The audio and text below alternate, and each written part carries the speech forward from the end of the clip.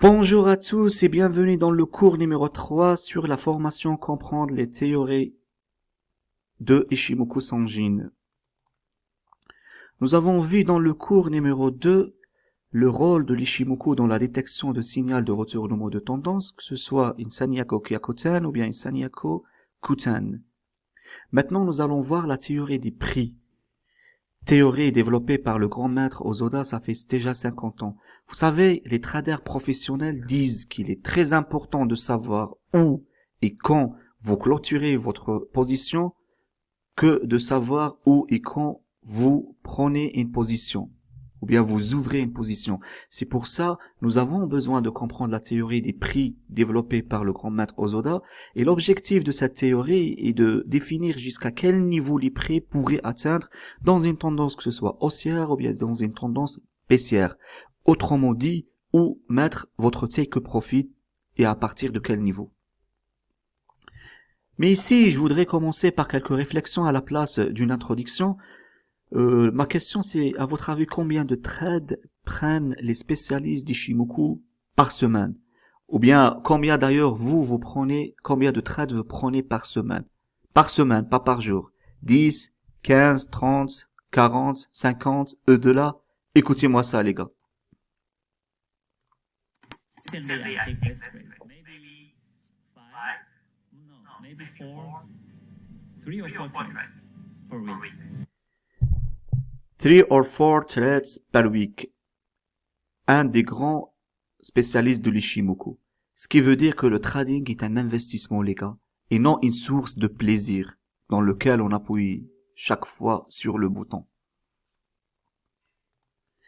Ici, juste pour vous montrer comment on prononce l'Ishimoku. Ishimoku Kinkoyo et non Kinkohayo comme ils le prononcent les Américains. Donc ici, quelques rectifications par rapport à notre cours numéro 2. Vous voyez les gars, quand vous arrivez à définir les 5 piliers de retournement de tendance et vous voulez rentrer en vente, ou bien en short, on appelle ça une Sanyako Kyakuten. C'est une catégorie d'une Sanyako Kyakuten. Et le croisement Tenken qui joue à la baisse, Monsieur Osoda l'a nommé le Death Cross. Par contre, quand vous arrivez à définir les 5 pilier de retournement de tendance pour acheter, pour achat, on appelle ça le Sanyako Kuten, et le croisement entre le Tenken qui jaune à la hausse, Monsieur Osoda l'appelait Golden Cross. Donc c'est ça la différence entre le Sanyako Gyakuten qui indique la vente et le Sanyako Kuten qui indique l'achat. Maintenant, est-ce que 3 ou bien 5 règles pour définir le retournement de tendance? Ça fait quelques jours, j'ai demandé à Karl, est-ce que pour une Sanyako Gyakuten, on doit attendre que la Kijun doit faire un nouveau niveau inférieur par rapport à son niveau de Death Cross? Il m'a dit que pas forcément, soit elle fait un angle, soit elle reste plat. Si elle fait un angle, c'est encore mieux, ça renforce. Mais si elle reste plate et vous rentrez en position, en respectant les 3 règles de retournement de tendance, c'est aussi valable, sans attendre l'apparition d'un twist et la Kijun. Mais moi, personnellement, je tends toujours les 5 règles de retournement de tendance avant de rentrer en position. Quitte à laisser quelques pips et rentrer avec une grande confirmation de suivre la tendance, que de rentrer uniquement sur les 3 règles de retournement de tendance avec un stress. Voilà. Là, donc, par rapport à la théorie des prix, avant de commencer, il faut que je vous dise, les gars, il faut savoir que les 3 théories, que ce soit des prix, des vagues ou bien du temps, sont toutes liées l'une par rapport à l'autre. C'est pour ça, je vais présenter ici brièvement une petite définition des théories de vagues. Nous étudierons cette théorie de vagues d'une façon trop approfondie dans le prochain cours. Le grand maître Osoda a défini 6 vagues différentes pour décrire les trajectoires d'un marché. Une vague I, haussière, baissière, une vague V, qui représente 2 vagues I, une vague N, vague I avec vague V, une vague P, ce qu'on appelle en Occident, en fait, c'est le triangle symétrique. Un haut moins haut et un bas plus haut. Une vague S et une vague Y, ce qu'on appelle aussi en Occident, je pense, un triangle en expansion, c'est-à-dire un haut, qu'on va regarder ici plus haut, et un bas plus bas. Donc maintenant, la théorie des prix, qui permet de définir la suite du trajectoire des prix, marche seulement et uniquement avec la vague N.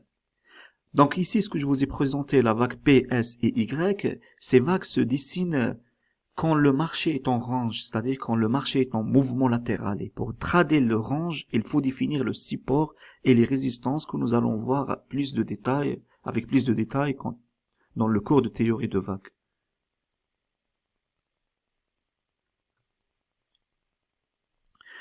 Donc le calcul des théories des prix se base sur la vague N. L'objectif est de calculer en se basant sur le mouvement des prix ou bien sur les actions des prix précédents pour définir l'objectif, c'est-à-dire on se base sur le price actions qu'on appelle en anglais, le mouvement des prix précédents, le point A, le point B et le point C pour calculer le point D qui représente mon take profit.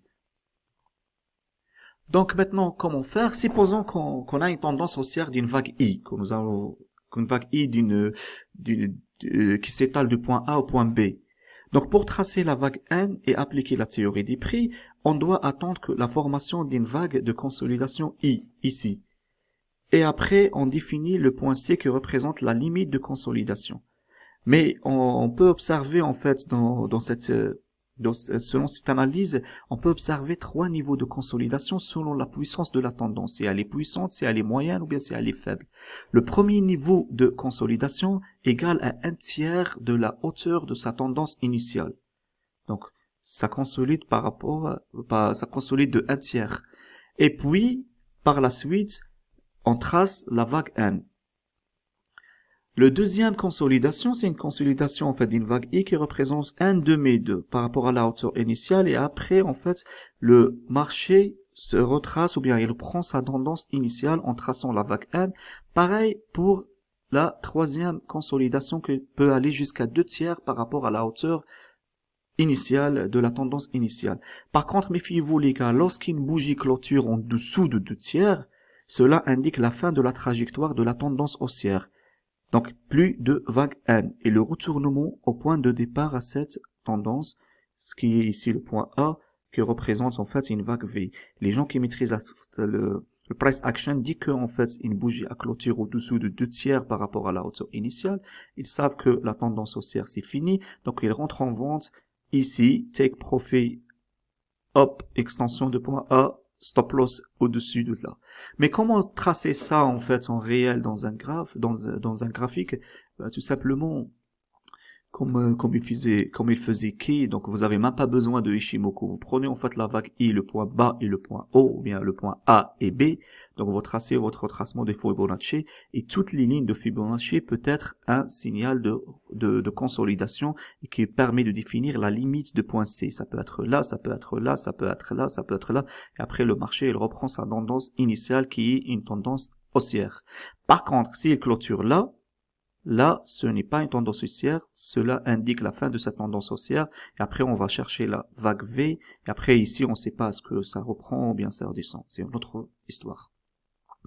Voilà, grosso modo. Aussi, je voudrais vous indiquer que la zone de consolidation, tout ça c'est une zone de consolidation, elle s'étale de là, de point C, jusqu'au niveau du point B, et que uniquement le franchissement de cette consolidation annonce la reprise haussière pour atteindre l'objectif défini par la théorie des prix. Je m'explique. Ici, une tendance haussière, je vois ici la consolidation. Après, je vois que c'est bon, la fin de consolidation. Donc, si je veux rentrer, je rentre sur la cassure de la tête du point B, ou bien ce qu'on appelle la cassure de la tête de la lagging span qui est là. Donc, je mets mon buy stop quelques pips au-dessus du point B et je définis mon take profit, en fait, par rapport à la théorie des prix. Bien sûr, certains traders, ça dépend si vous êtes trader vigilant ou bien agressif, certains traders, ils rentrent sur chaque franchissement de ligne de Fibonacci, c'est aussi vrai. Moi, je considère tout ça comme un range, je peux le trader en fait jusqu'à point B, mais toujours je mets un buy stop au-dessus du point B, quelle que soit en fait la consolidation et l'impulsion ou bien la trajectoire de la consolidation. Voilà ce que vous devez savoir. Maintenant, où mettre votre take profit ou bien où placer votre objectif? Hosoda, il a dit il y a 4 niveaux. Il a défini 4 niveaux pour placer l'objectif en se basant sur le point A, B et la consolidation C. Ici, prenons premier exemple, que ça consolide sur 1/3. Donc, Hosoda, il a défini un niveau 1T qui est calculé par rapport au point ABC, un deuxième niveau N, un deuxième niveau là nommé V et un quatrième niveau là nommé E qui est le niveau le plus grand. Après, des spécialistes, ils ont aussi défini des niveaux médians qui interviennent au milieu de ces 4 niveaux de Monsieur Ozoda. Donc ici, regardez juste ça, ça c'est une image récente ça fait même pas une semaine, de 3 jours je pense, de Karl, qui a défini le point A, B et C. Là, on est en tendance baissière. Moi, je vous ai présenté la tendance haussière. Il est rentré en position là sur le point B, pas à quelques pips, directement sur le point B, et il a tracé les niveaux NT, NVE, et il est en train de viser le point E, puisque cette tendance, elle est baissière, parce que une étude de temps supérieure, elle lui a indiqué une tendance baissière, que le marché il est baissier. Donc, vous pouvez en fait la combiner avec la Sanyaku Kyakoten. Il y a des gens qui rentrent ici en position, il y a des gens qui rentrent là sur le point B en position, il y a des gens très très vigilants qui rentrent à quelques pips en dessous. Là, c'est à vous d'y voir, les gars. Vous savez, les Shimoku, ils ressemblent à un jeu d'échecs. Et les stratégies dans le jeu d'échecs ou bien dans les Shimoku, ils sont illimités. Donc, faites votre propre Shimoku et moi, je rentre directement sur la clôture de celle-là avant l'arrivée de point B parce que c'est un signal de Sanyaku Kyakoten. Hop. Oui, celle-là. Impeccable même. Donc voilà. Donc maintenant, on va voir un original de graphique de Ozoda, là où il a défini les 4 niveaux pour atteindre le take profit. Niveau 1, il a appelé V. Niveau 2, N. Niveau 3, E. Niveau 4, NC, il l'a calculé. On va voir comment on les a calculés. Donc tout simplement pour le niveau V, il a dit que la distance entre B et C, je la prends, je la mesure. Là, j'ai les 3 points, je dois définir le point D. Donc, je dois calculer le point D. Donc, je prends la distance entre le point B et C, je la projette à partir de point B et je définis mon take profit et je le nomme niveau V. Pourquoi il a nommé le niveau V? Si vous voyez les lignes rouges, vous pouvez comprendre ou bien constater pourquoi il a nommé le niveau V, parce que ça ressemble à la lettre latine, la lettre V. Par rapport au niveau N, il a dit que on peut calculer le niveau N en prenant le point de A et B et on le projette par rapport au point C. Cette distance, je la projette ici et là, je trace mon niveau N. Pourquoi il l'a nommé N? Parce que si vous voyez les lignes rouges, ça ressemble à la lettre N. Par rapport au niveau E, qui est le niveau le plus grand, là, c'est la distance entre A et B, je la projette à partir de point B. Donc, je la prends, je la mesure et je la projette et je définis mon take profit. Ici, A, B, B, D, donc si je projette le point D ici sur le point A, que ce soit par rapport à l'axe X et l'axe Y, et le point A par rapport à D et le B par rapport à A, je peux comprendre en fait pourquoi il a nommé là le niveau E, parce que ça ressemble à la lettre E. Donc si vous voyez ici, je vous parle en fait de théorie des prix par rapport à la vague N et je parle pas combien de temps il faut pour qu'il consolide. J'ai pas dit 9, ni 13, ni 26. Pour l'instant, ça, on le voit quand on rentre dans la théorie du temps. Le dernier niveau, généralement, c'est le niveau le plus petit. C'est là par rapport au point C de consolidation et le point A de départ de la tendance. Je le projette pas à partir de point C et je définis mon point NC. Je projette juste le point C par rapport au point A selon l'axe X et selon l'axe Y et je peux définir pourquoi ou bien constater pourquoi il a nommé le niveau NT. Donc on a une lettre N et une lettre T. Voilà les gars, si vous avez compris la théorie des prix, si vous avez compris jusqu'à maintenant, vous avez compris à peu près 80% de la théorie de prix. Nous allons voir quelques commentaires et après on attaquera le graphique. Les commentaires, en fait, il a dit, Monsieur Ozoda, quand on a une tendance puissante, haussière, avec une grande impulsion, la vague V, elle peut en fait se multiplier jusqu'à 3 fois. Et la vague E aussi, mais non les autres vagues. Deuxième commentaire, certains traders, les gars, ils utilisent ces lignes ou bien ces niveaux N, NT, V et E, qu'on les appelle aussi des lignes de force, ils les utilisent comme des résistances et des supports pour trader aussi. Les deux sens, le haut et le bas. Et surtout quand on est en range, ce n'est pas faux, ça peut faire. Moi je le fais je le fais rarement, pas beaucoup, mais je vais vous montrer que c'est faisable aussi. Prenons par exemple celle-là, d'ailleurs voilà, j'étais en train de... Prenons ici, si on va tracer par exemple mes niveaux,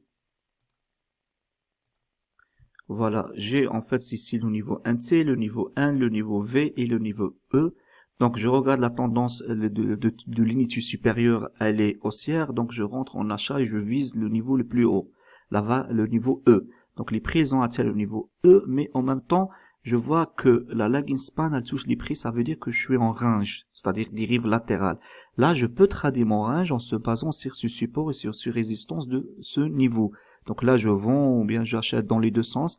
Mais moi, personnellement, je suis toujours la tendance, j'attends la cassure pour rentrer en position et pour avoir l'objectif, soit 2V, 3V ou bien je multiplie en fait les vagues, les niveaux qui sont définis ici. Voilà, vous pouvez le faire, c'est faisable.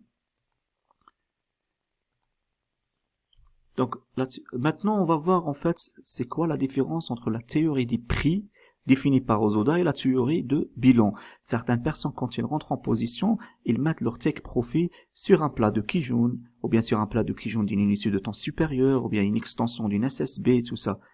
C'est vrai, c'est pas faux, c'est faisable aussi, mais la théorie des prix, là, le take profit des différents niveaux, ça permet d'affiner, en fait, votre take profit et aussi de savoir la suite que nous allons voir dans la théorie de vague, en fait. Prenons par exemple, c'est déjà dessiné, là.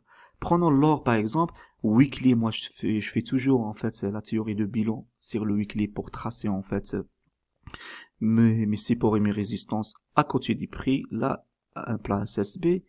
Ici, les têtes de Chikou, de la Gispan, ils sont considérés comme des niveaux majeurs, surtout si ils sont touchés en plusieurs fois par le niveau. Regardez ici ce niveau, il a touché la tête ici et là. Donc je trace en fait tout ça sur les têtes de Chikou, mes supports et mes résistances, ce qu'on appelle mes niveaux clés. Après je viens ici en daily, et en daily en fait je trace mes niveaux définis par Osoda. Là, on a un test de nuage, une cassure de nuage, un recess de nuage, et voilà mon niveau. Ils sont en vert. Vous voyez les gars, ce qui est en vert, en fait, c'est mes niveaux tracés par la méthode des théories de prix. Ce qui est en vert discontinu, c'est les médianes, en fait. Et ce qui est en noir discontinu, ce sont la théorie de bilan. Et regardez, il n'y a pas une grande différence. C'est juste la théorie du prix, elle permet en fait d'affiner. Vous voyez, vous pouvez faire les deux, et comme ça va vous permettre de comparer les deux. C'est la vague V et la vague... on voit que le niveau 1, il est pas loin par rapport au niveau tracé par la théorie de bilan. On voit ici aussi le niveau E et V médiane. E médiane, il est à peu près collé et superposé par rapport à la théorie de bilan. Donc ça va vous permettre de savoir. Mais je dirais toujours que la théorie des prix, elle permet d'affiner. Voilà, voilà. Autre chose, donc la théorie, on a vu ça. Comment tracer le point A, B et C correctement?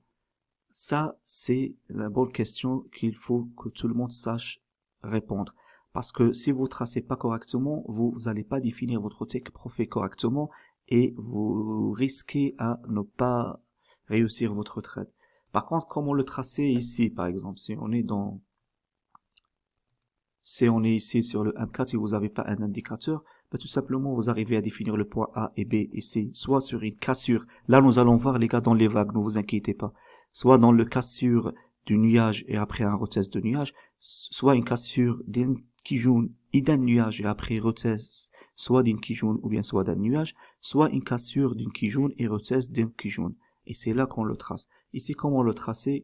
On vient juste ici sur MT. MetaTrader, si vous n'avez pas en fait l'indicateur, il y a plusieurs façons. Si vous faites le prix, affichage, insertion, flèche, et je mets ici point B, insertion, flèche, ici A, B, C, et c'est mon point D, à mon point C, et je me base sur ça, et je calcule en fait le point D, je mets ça moins ça, et après ça, c'est les calculs de vague N, T, E que je vous ai montré. Donc, c'est l'extension. Ou bien, je prends directement mon triangle ici, et je mets là, je sais de là, je suis entre le point A et B. Je sais que le point B et D, c'est la vague, c'est le niveau N, et là, je trace une ligne niveau N. Par rapport au niveau, par exemple, NT, je sais que c'est le point entre A et C. Donc là, voilà, je suis entre A et C, et je le projette par rapport au point C. Donc là, le niveau 1C il est inférieur au niveau B, donc ça m'intéresse pas. Après, je prends le niveau, la vague V entre B et C. Je prends mon triangle là, entre B et C, et je le projette là. C'est un peu difficile, c'est un peu, ça prend un peu du temps, je trouve. Sinon, vous pouvez en fait le faire en allant sur, je vais vous montrer ça, voilà. J'étais d'ailleurs là. En allant sur xstation5.xtb. Xstation5, c'est une plateforme qui vous permet d'analyser et qui contient en fait les projections de Hosoda. C'est gratuit, vous rentrez, vous créez en fait votre compte de démonstration et vous pouvez en fait commencer à analyser en utilisant les théories des prix. Regardez ici, je ne sais pas c'est quoi qu'on perd, je ne sais même pas est-ce qu'on ouais, en daily je pense. Ben non, c'est USD en HA. Là, je vois en fait ici, sans utiliser Ishimoku, je vois qu'une tendance, une vague I, et après une consolidation, ça c'est le point C. Pourquoi je la prends comme consolidation? Parce que si je prends la distance de là jusqu'à là, je fais Fibonacci, et je prends la distance de là jusqu'à là, elle est inférieure à 2/3. Donc le marché l'a consolidé, et il va pas aller jusqu'à la vague V. Donc je trace mes vagues, je trace mes points A, B, C, et après je définis mon point D. Donc A, B, C. Donc je définis les niveaux. Par exemple, le niveau 1T, c'est le point C, A, projeté par rapport au point C et D, ou bien le point A, AB, je le projette au point C et D pour trouver la vague 1T. La vague V, c'est B, C par rapport à B, D. Donc tout ça. Mais ici, vous le faites directement, en fait. Si vous connaissez ça, vous arrivez à définir le point A, B, C, D. Hop, hop, hop. Et voilà, j'ai défini, compliqué. J'ai défini en fait mes niveaux NT, N, V, E et regardez pile poil le marché, le prix à toucher la vague V. Mais généralement, vous ne faites pas en fait le traçage de points A, B et C. C'est là en fait que les Ishimoku interviennent pour la détermination correcte des points A, B et C. Donc vous venez ici, vous rajoutez votre Ishimoku et vous tracez en fait votre point A, B et C, votre consolidation soit sur une cassure d'un nuage, un retest d'un nuage, une cassure d'un Kijun, un retest d'un Kijun. Retenez que ça pour l'instant, nous étudierons ça avec plus de détails dans la théorie des vagues. Donc voilà. Sinon, il y a en fait, moi j'ai des indicateurs qui sont payants. Et il y a que ça qui est gratuit, XTB, Xstation, vous rentrez, vous faites vos analyses, et après vous rentrez sur MetaTrader pour trader, mais parfois les prix sont pas pareils, ça dépend des brokers, faites attention. Sinon, voilà en fait la théorie des prix. Sinon vous utilisez ça, les flèches que j'ai projetées, comme je vous ai montré. Sinon vous achetez les indicateurs. Si vous voulez plus de précision par rapport à ces indicateurs, n'hésitez pas à me contacter. Sur ce, messieurs, je vous souhaite une excellente soirée. Je pense que j'ai rien oublié. Voilà. Oui. Et essayez de s'entraîner avec la théorie des prix, la combiner avec la Sanyaku, que ce soit Kyokutan ou bien Kotan, et faites des exercices jusqu'à l'évidence. Sur ceci, bonne soirée et à la prochaine pour le cours numéro 4, la théorie des vagues. Ciao, ciao, ciao!